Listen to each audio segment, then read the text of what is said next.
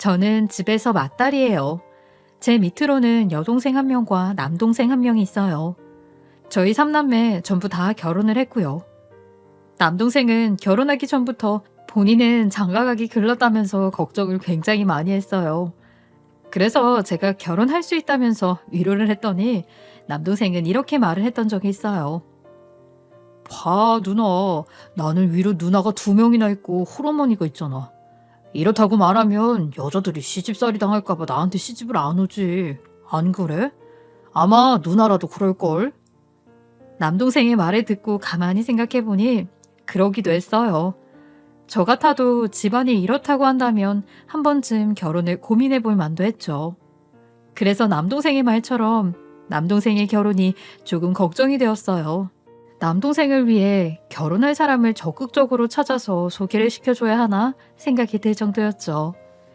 하지만 저와 남동생의 걱정이 무색하게 얼마 후 정말 착한 올케가 시집을 왔어요. 올케는 사회복지기업에서 일을 하는 정말 마음씨가 착한 사람이었어요. 남동생에게 이렇게 착하고 예쁜 사람을 어디서 찾아왔냐고 물어볼 정도였으니까요. 저희 남매가 워낙 올케를 환기니 올케도 저희를 좋아해 주었어요. 올케와 저의 식구들은 정말 잘 지냈어요. 시간이 나면 자주 모여서 함께 식사를 하고 근황을 나누고는 했어요. 그렇게 모일 때는 안 쓰는 화장품이며 옷, 커피 등을 가지고 와서 사용할 사람에게 나눠주고는 했죠. 또 장을 볼 때도 대형 마트에서 대량으로 저렴하게 구입한 후 나눠 갖기도 했고요. 그렇게 저희는 일상에 필요한 물건들마저 함께 나눠 쓸 정도로 가까이 지냈어요. 어디 나들이를 가거나 놀러 갈 때도 가장 먼저 서로에게 같이 가자고 물어볼 정도로 즐겁게 지냈죠. 올케는 성격이 묵묵하고 인정이 많아 굳은 일을 혼자 다 하는 성격이었어요. 얼마 전에도 함께 캠핑을 갔는데 다들 고기를 구워 먹고 마시는데 올케가 종종 어디로 왔다 갔다 하는 것이었어요. 처음에는 화장실에 다녀온 것인가 했는데 알고 보니 틈날 때마다 쓰레기 청소도 하고 설거지도 하고 있었던 것이었죠. 자리가 파할 때가 되어서 살펴보니 올케가 정리를 다 해놓아서 정리할 것이 별로 남아있지 않았어요. 아니 올케 또 혼자 이렇게 열심히 일한 거야? 같이 하자고 했잖아. 좀 그렇게 말도 없이 일을 열심히 해. 고맙기는 한데 내가 너무 미안하니까 다음부터는 같이 해. 올케에게 미안한 마음을 이렇게 말을 하자 올케는 쑥스러운 듯이 웃으면서 말을 했어요. 아니에요. 제가 하고 싶어서 한 건데요. 뭘. 먹고 마시면서 한 거라 힘들지도 않았어요. 너무 신경 안 쓰셔도 돼요. 이렇게 어쩔 때 보면 올케는 저보다도 언니 같을 때가 많았어요. 이렇게 좋은 올케를 가족으로 맞이해서 참 잘 되었다는 생각이 절로 들었죠. 한 번은 올케에게 우리 집에 시집 오는 것이 꺼려지지 않았냐고 물어본 적이 있었어요. 올케, 아무래도 우리 집이 여자 천지잖아. 누나만 2명에 홀어머니까지. 시집 올 때 걱정되지 않았어? 시집살이 당할 수도 있다고 걱정할 만하잖아. 그러자 올케는 방긋 웃으면서 이렇게 대답했어요. 남편이 워낙 좋은 사람이어서 고민할 것도 없었어요. 이렇게 좋은 사람을 키워낸 집안이라면 분명히 좋은 분들일 거라고 생각했거든요. 결혼한 후에도 이 생각은 변함이 없어요. 저는 그렇게 긍정적으로 말해주는 올케가 참 고마웠어요. 그리고 올케가 말하는 남동생의 좋은 부분이 어떤 것인지도 궁금했죠.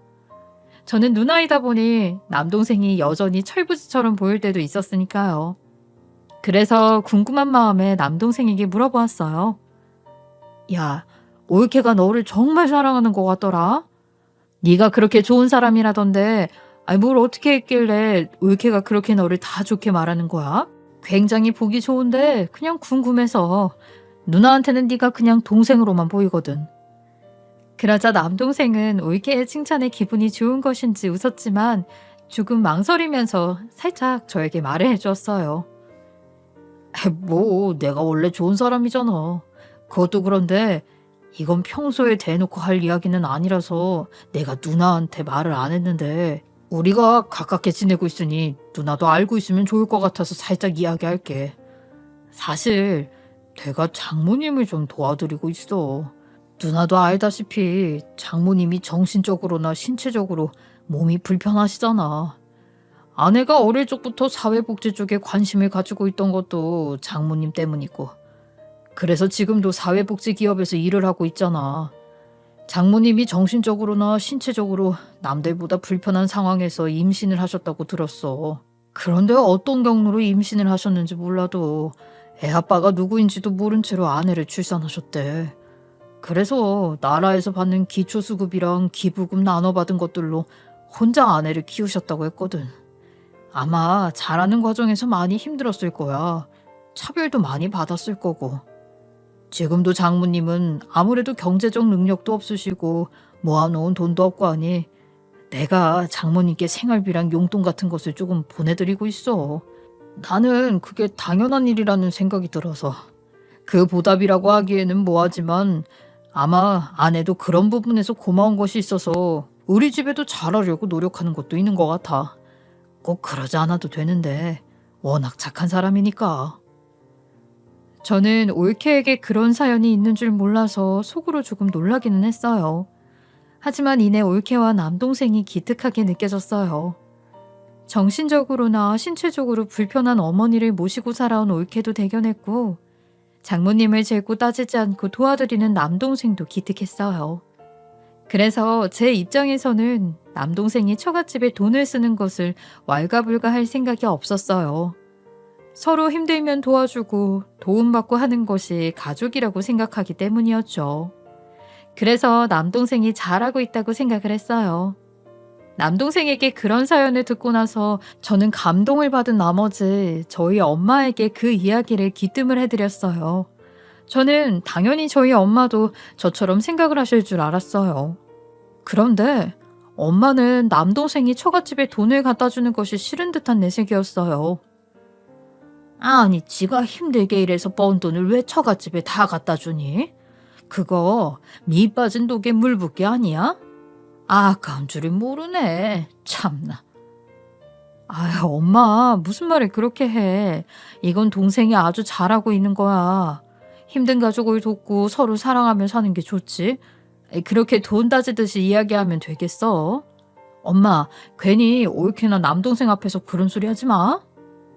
엄마 입장에서는 본인 아들이 고생해서 힘들게 번 돈을 가져다 준다고 생각할 수도 있겠지만 그래도 말이 너무 심한 것 같았어요. 그래서 제가 엄마의 입단속을 했고, 그래도 올케가 우리 집에 항상 잘하다 보니 나중에는 엄마도 그러려니 하시는 것 같았어요. 그렇게 지내던 어느 날 새벽 엄마에게 전화가 왔어요. 이 새벽에 웬 전화인가 해서 받아보니 엄마가 다 죽어가는 목소리로 말을 했어요. 딸, 엄마 죽겠어. 아이고, 배가 너무 아파. 지금 바닥에 대굴대굴 구르고 있어. 살려줘라. 저는 엄마의 말을 듣고 깜짝 놀라 바로 엄마 집으로 구급차를 보냈어요. 그리고 엄마가 달려간 응급실로 달려갔어요. 도착해보니 엄마는 응급실 침상에 누워 괴로움에 인상을 쓰고 몸부림치고 있었어요. 엄마, 정신 좀 차려봐요. 선생님, 엄마 왜 이러시는 거예요? 일단 빨리 검사부터 해봐야 할 것 같습니다. 보호자 서명해 주시고 검사부터 진행하죠. 아파하는 엄마를 진정시키며 CT랑 MRI, 초음파 검사 등을 다 해보았어요. 그랬더니 담석증이 발견이 되어서 수술을 하셔야 한다고 했어요. 엄마에게 여쭤보니 얼마 전부터 계속 아파서 병원에 다니고 계셨다고 했어요. 그때는 발견을 못했다고 했는데 오늘 너무 아파서 다른 병이 생긴 줄 알았다고 했어요. 원체 엄마가 젊을 때부터 뭘 드시기만 하면 소화도 잘 못 시키고 속도 자주 안 좋고 해서 체구도 꽉 마르셨거든요.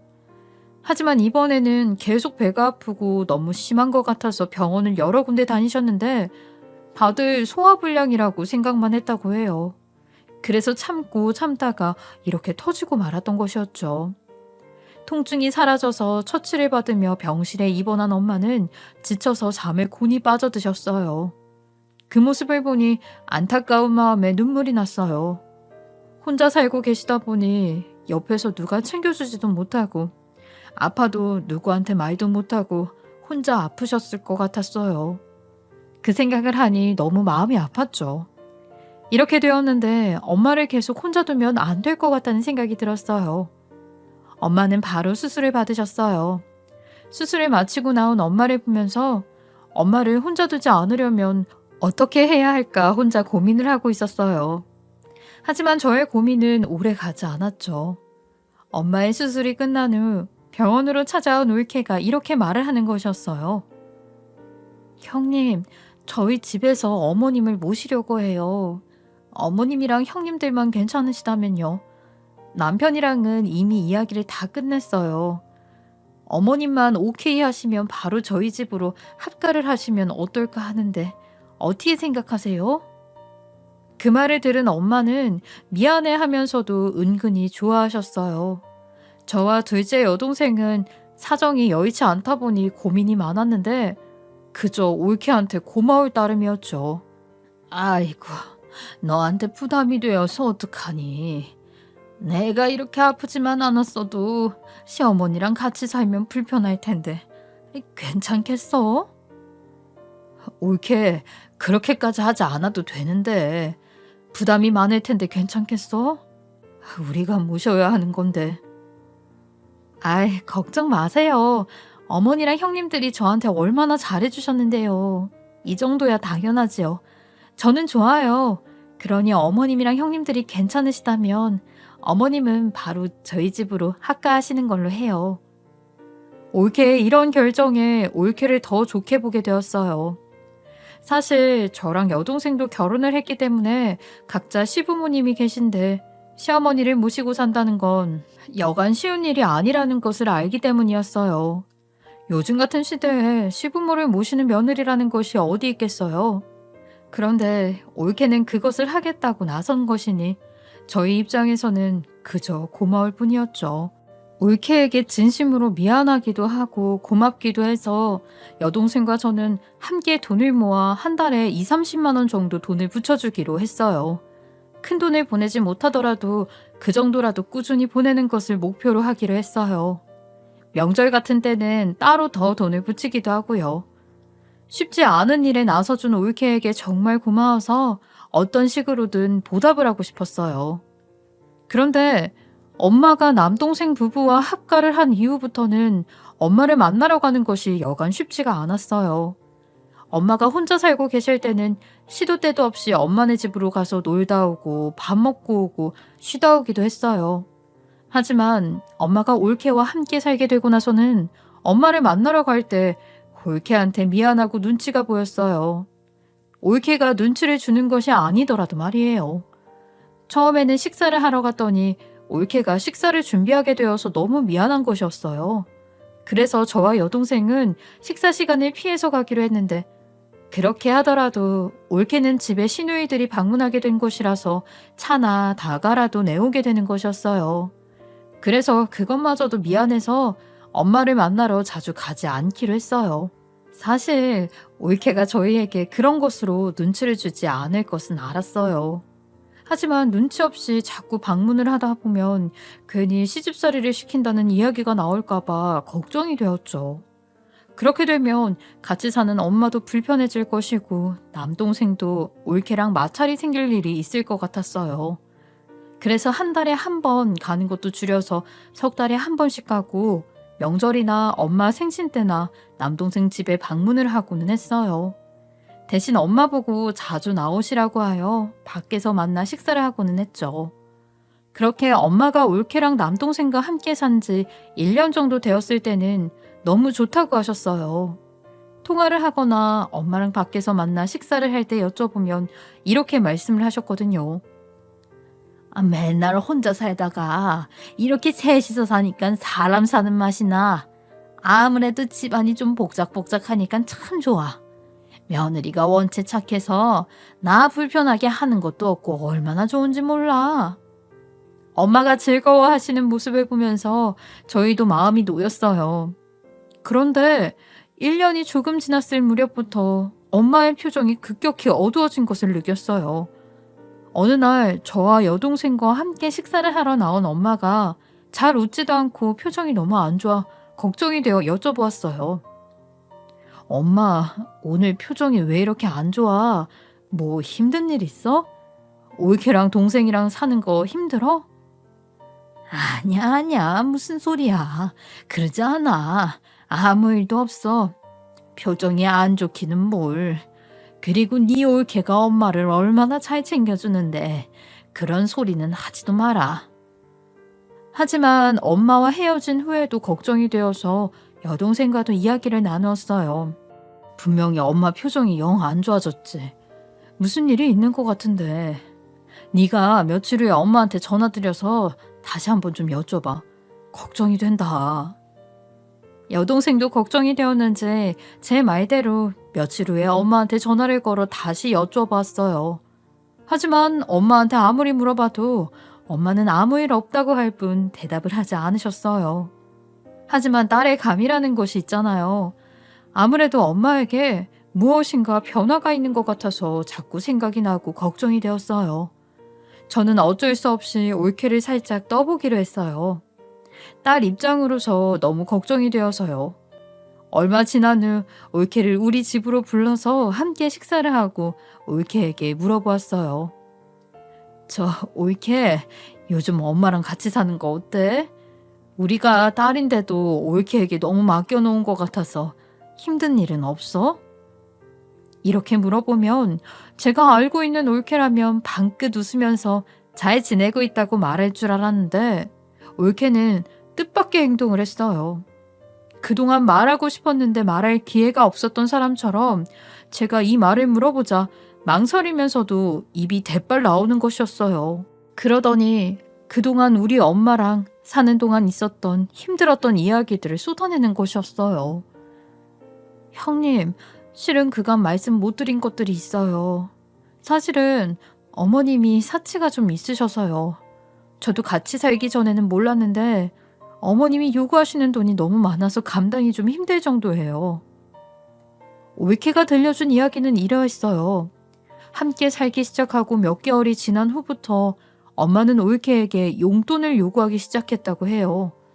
올케는 시어머니도 용돈이 필요하시겠거니 하고 얼마 정도의 돈을 드렸는데 엄마는 너무 적다면서 자꾸만 더 많은 돈을 요구했다는 것이었어요. 아유, 올케, 정말 몰랐어. 미안해. 그런 돈을 왜 요구하시지? 우리가 드리는 용돈이 너무 적어서 그런가 봐. 우리가 더 신경 쓸게. 그런데 그 돈을 어디에 쓰시는지 혹시 봤어? 모르겠어요. 어딘가에 쓰시는 것 같기는 한데. 한 번은 청소하다가 옷장에 명품백이랑 구두가 숨겨져 있는 것을 봤어요. 저희에게 받아가신 돈으로 구입했을까 싶어서 조금 신경이 쓰이기는 했는데 어머니도 명품백 하나 정도는 있을 수 있다고 생각을 하고 넘어갔어요. 그런데 실은 제가 힘든 것은 특히 남편과의 사이 때문이에요. 어머님이 한 달 생활비가 마이너스가 될 정도로 돈을 요구하시니까 이것을 남편에게 힘들다고 토로하다가 싸움이 나고 그래서요. 남편이랑 평생 큰소리 치면서 싸워본 적이 없는데 최근에는 너무 싸움이 격해져서 이러다가 이혼이라도 할까봐 너무 무서워요. 그러면서 올케는 눈물을 뚝뚝 흘렸어요. 올케가 우는 모습은 처음 봐서 저도 적잖이 당황했어요. 일단 올케를 토닥여주고 진정을 시켰어요. 그렇지만 제 머릿속은 너무나 복잡했어요. 엄마는 어디에 돈을 쓰려고 그렇게까지 올케에게 돈을 요구할까요? 남동생네 집에 함께 살고 계신 것이면 미안하고 고마워서라도 그렇게 하지 않으실 것 같은데 엄마가 그런다고 하시니 이해하기 힘들었죠. 저는 맏딸로서 제가 이 상황을 중재하고 해결해야겠다고 생각했어요. 그래서 올케를 달래 돌려보낸 후 둘째 여동생에게 연락을 했어요. 둘째 여동생도 저의 이야기를 듣고 화들짝 놀랐어요. 설마 엄마가 그런 행동을 하셨으리라고는 상상도 못한 것이었죠. 어쨌든 저희는 심각하게 논의를 해본 결과 특단의 조치를 취하기로 했어요. 상황이 여기까지 왔다면 엄마랑 남동생네 부부를 다시 분가시킬 방법밖에 없다고 말이죠. 저희는 올케 몰래 남동생을 불러 만났어요. 그리고 이야기를 모두 들었다면서 남동생에게 올케와 싸우지 말라고 했어요. 생각을 해봐. 시어머니를 모시고 사는 며느리야. 딸들이 못하는 걸 며느리가 하고 있는 건데 그것만으로도 얼마나 대단하고 고마운 것인지 모르겠어? 그런데 엄마가 그렇게까지 돈을 요구하시면 당연히 올케도 스트레스 받을 수 있어. 그것에 대해 너무 섭섭하게 생각하고 그러지 마. 생전 울지도 않던 올케가 너랑 싸운다면서 눈물을 뚝뚝 흘리더라. 이럴 때는 네가 올케를 달래줄 줄 알아야지. 남동생도 할 말이 많은 표정이었지만 이내 우리말에 수긍을 했어요. 남동생의 반응을 보고 우리는 다음 화제로 넘어갔어요.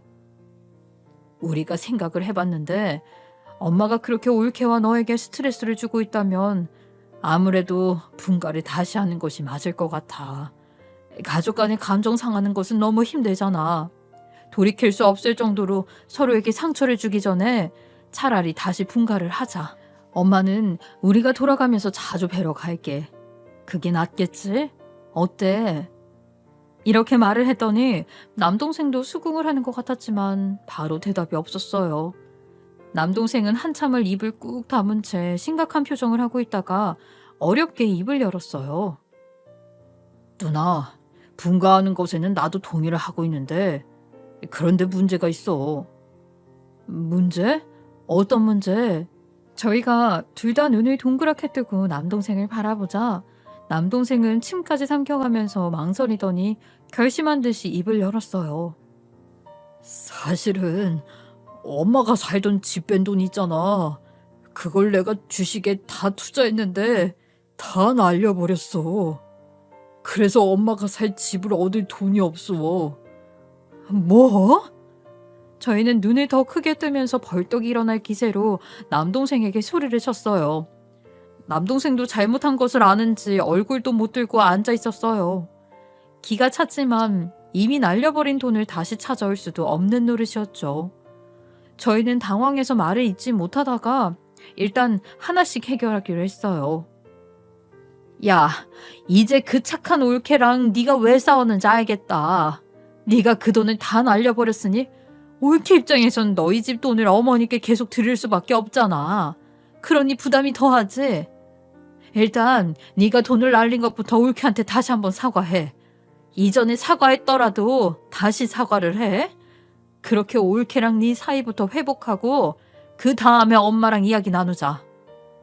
남동생은 누나들의 말에 무조건 고개를 끄덕였어요. 그래야만 하는 상황이었죠. 그래서 저희는 남동생을 데리고 꽃집으로 가서 올케에게 줄 꽃다발도 사라고 하고 그것을 들려서 집으로 들여보냈어요. 올케에게 무릎 꿇고 그간 모지게 말한 것이 있다면 사과를 하고 올케와 화해를 한 뒤 저희에게 연락을 달라고 말이죠. 다음날 남동생에게 연락이 왔어요. 올케에게 꽃다발을 주면서 무릎 꿇고 그간 미안했다고 빌었더니 올케가 펑펑 울면서 화해를 했다고 했어요. 착한 올케는 그럴 줄 알았기 때문에 다행이라고 생각했어요. 역시 올케는 참 착하다고 생각했죠. 그 다음에는 엄마와의 화해가 남아있었어요. 저희는 올케를 만나 사정 이야기를 했어요. 올케, 그간 혼자 마음고생 많았지. 정말 미안해. 우리가 해결해 보려고 했는데 남동생 녀석이 엄마 집 뺀 돈을 날려먹고 우리도 사정이 여의치가 않아서 도움이 못 되어서 미안해. 올케가 괜찮다면 우리가 엄마를 설득할 테니 혹시 화해를 할 수 있겠어? 이후에는 우리가 좀 더 신경 쓸게. 올케가 힘들지 않도록. 착한 올케는 이런 저희의 말을 받아들여줬어요. 아무것도 제대로 해결해 줄 수 없어서 엄마와 올케의 화해를 중재하는 수밖에 없었어요. 결국 남동생네 집에서 올케와 엄마와 저희가 둘러앉아 이야기를 나누었고 엄마도 올케에게 그간 미안했다며 사과를 하시고 올케도 죄송하다고 하며 화해를 했어요. 저희는 전보다 좀 더 많은 용돈을 엄마에게 드리고 평소에도 엄마를 밖에서 좀 더 자주 만나기로 했어요. 그렇게 고생고생해서 상황이 정리되었어요. 올케의 입장도 이해가 가고 엄마의 입장도 어느 정도 이해가 되어서 더 힘들었죠. 저희가 엄마를 넉넉하게 모실 수 있다면 참 좋았을 텐데 그러진 못해서 죄송할 따름이었어요. 모든 것이 잘 봉합되었다고 생각하고 있었는데 사달이 난 것은 추석날이었어요. 추석에 저와 여동생은 각자 지방에 있는 시댁으로 내려가기 때문에 그것을 알고 있던 올케가 그 틈을 타 사건을 벌인 것 같았죠. 추석 당일 저희는 저녁쯤에 엄마가 응급실에 실려갔다는 연락을 받게 되었어요. 무슨 일인가 놀라서 엄마에게 전화를 드려보니 엄마 말로는 올케에게 맞았다는 것이었어요. 엄마는 다 죽어가는 목소리로 울먹거렸어요. 아니, 그 못된 것이 엄마를 이렇게? 어휴, 내가 얼마나 놀랐는지 몸이 아픈 것보다 놀란 게 더 힘들어. 심장이 아직도 쾅쾅 뛰는 것 같아. 몸도 여기저기 너무 아프고. 그것이 시어머니에게 어쩜 이럴 수가 있니?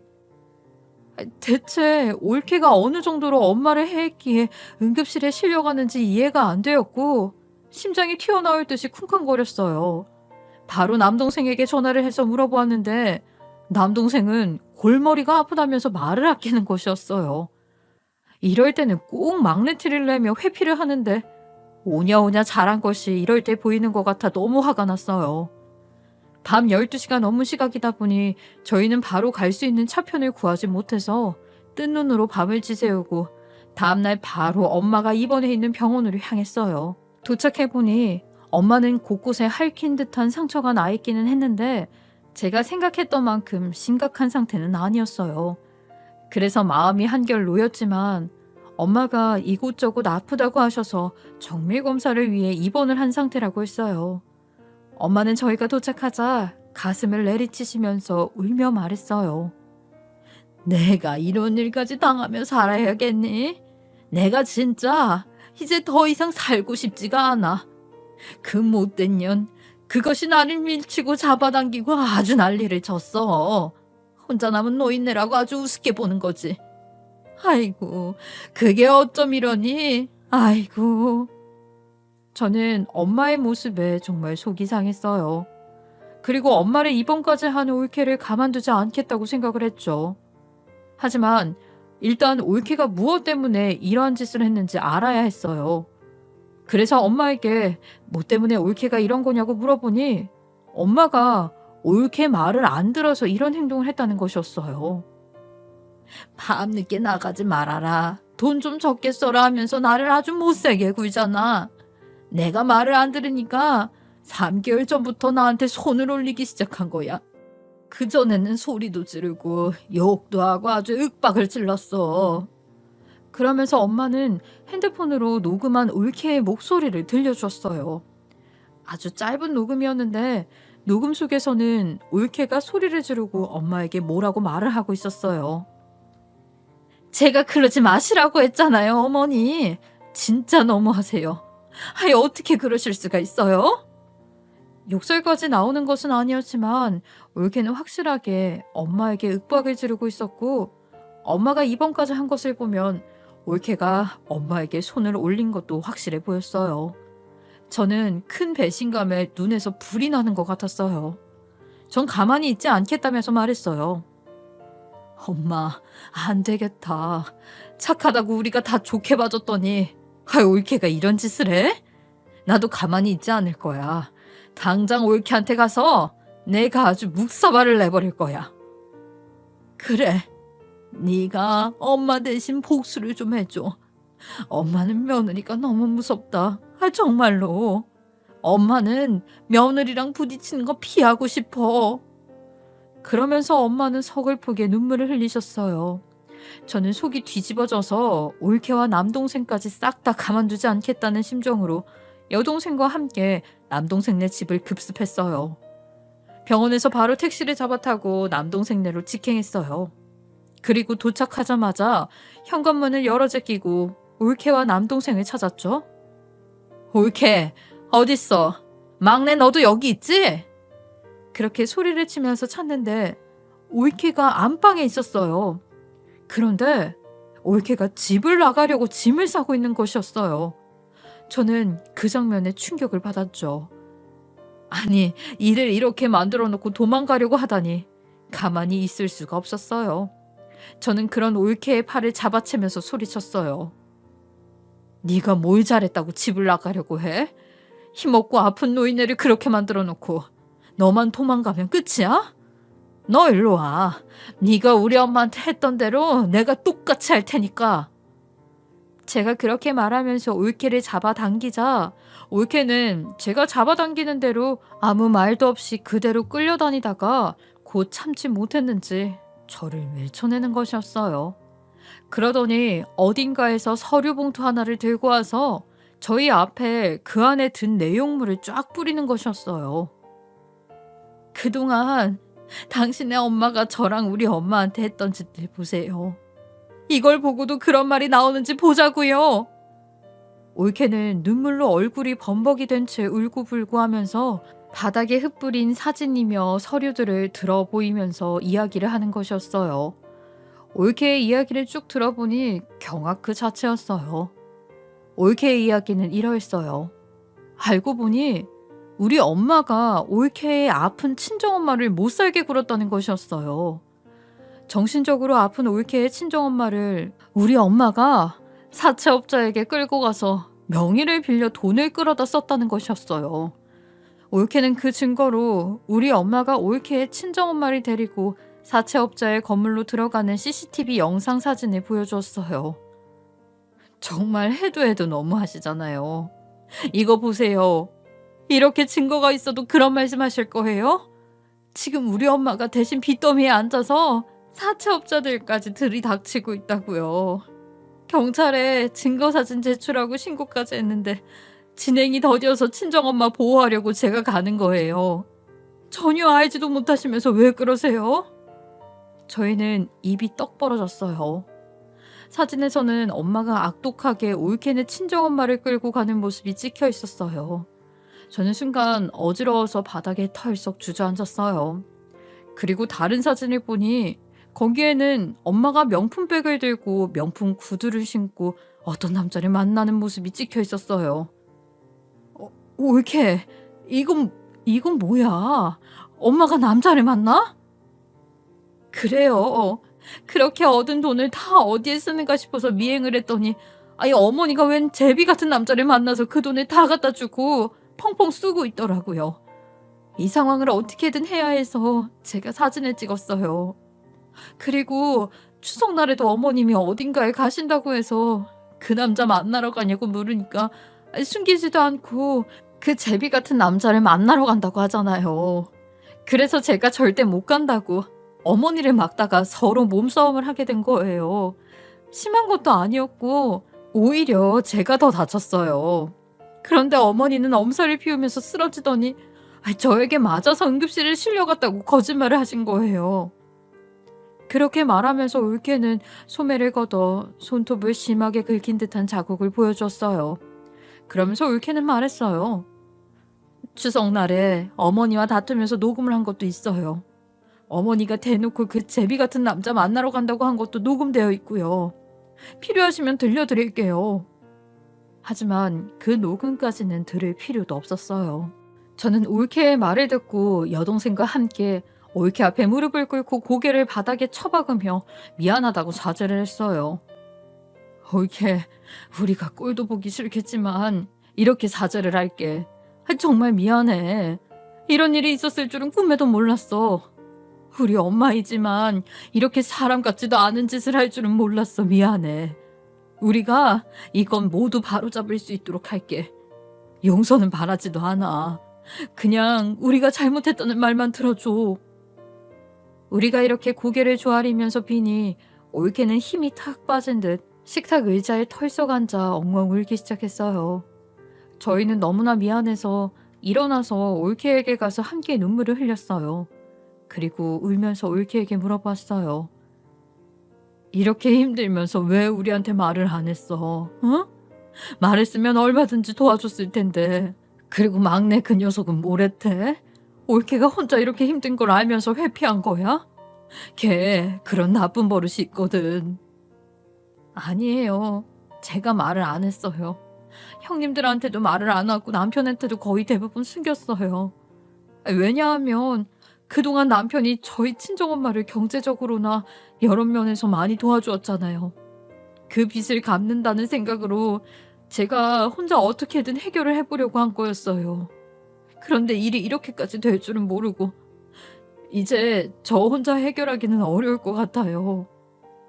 올케의 말을 들어보니 우리 엄마는 올케가 우리들에게 말하지 않고 혼자 해결하려는 것을 눈치채고 악용해서 거짓말을 한 것 같았어요. 엄마는 금방 밝혀질 거짓말을 한 것이었죠. 본인이 이런 거짓말을 해도 우리들은 자식이니까 올케 말보다 엄마의 말을 믿을 것이라고 여긴 것 같았어요. 저희는 올케한테 너무나 미안해서 올케를 얼싸안고 함께 울면서 사과를 했어요. 사건의 전말을 모두 알고 나니 이제 해결을 할 일만 남아 있었어요. 올케의 말대로 지금은 일단 올케의 친정엄마를 보호하는 것이 시급했어요. 저희의 제안으로 올케가 친정엄마네 가는 것이 아니라 친정엄마가 올케네 집으로 오시는 것으로 하기로 했어요. 친정엄마 댁은 사채업자에게 노출이 되어 있어서 일단 올케네 집으로 오는 것이 시간을 버는 일인 것 같았죠. 그렇게 친정엄마를 올케네 모셔온 뒤 저녁에 남동생이 퇴근해서 집으로 돌아왔어요. 남동생은 집에 올케네 친정엄마와 저희가 있는 것을 보고 무슨 일인지 물었어요. 저희는 남동생에게 자초지종을 이야기했어요. 올케가 모아온 증거물들도 보여주었죠. 그러자 남동생도 부들부들 떨더니 눈물을 뚝뚝 흘리며 서럽게 울었어요. 아내가 그렇게 고생을 하고 있었는 줄은 꿈에도 몰랐다면서 몰라서 미안하다고 울었어요. 그 모습을 보면서 올케도 눈물을 흘렸고 두 사람은 당장 모든 감정의 골이 해결이 된 것은 아니어도 다시 서로에 대한 신뢰를 확인할 수 있었어요. 이제 우리 엄마를 상대할 차례였어요. 저희 남매 셋은 병원으로 엄마를 찾아갔어요. 아휴, 내 새끼들. 그래, 며느리는 어떻게 했니? 제대로 복수를 해줬어? 엄마는 뻔뻔하게 우리를 반기면서 물어보았어요. 저희는 그런 엄마를 차갑게 내려다보면서 엄마 앞에 증거 사진들을 던졌어요. 그리고 엄마에게 말했어요. 엄마, 사람이 그렇게 파렴치한 짓을 하면 안 돼요.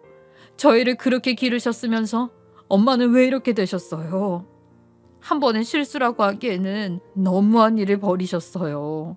불쌍한 올케 괴롭히지 말고 엄마도 죗값을 치르고 참회하세요. 저희는 도와드리지 않을 거예요. 엄마는 사진을 보고 저희의 말을 듣고 모든 것이 드러났다는 것을 깨달은 것 같았어요. 그러자 엄마는 저희를 붙잡으며 애원을 했지만 저희는 차갑게 돌아섰어요. 아이고, 내가 잘못했다. 한 번만 살려줘. 이 돈 내가 다 어떻게 갚으라고 그래?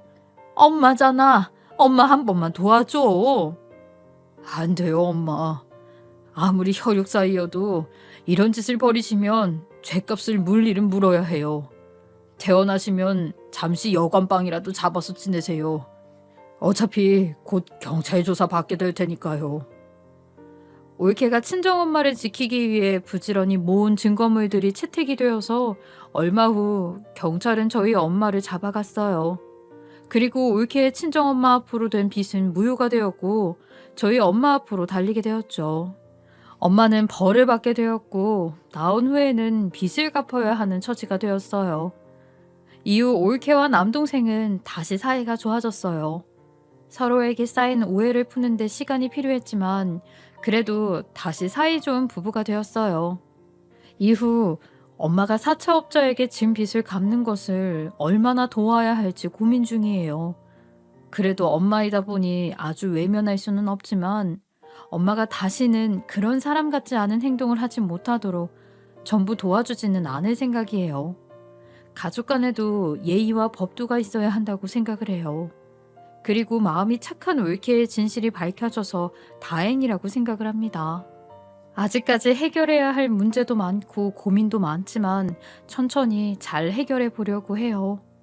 그리고 엄마가 더 이상 그 제비 남자에게 빠지지 않도록 옆에서 많이 도와주려고요. 어떻게 보면 누워서 침 뱉는 이야기를 하게 되었는데 제 이야기 들어주셔서 감사하고 제 이야기를 들어주신 모든 분들도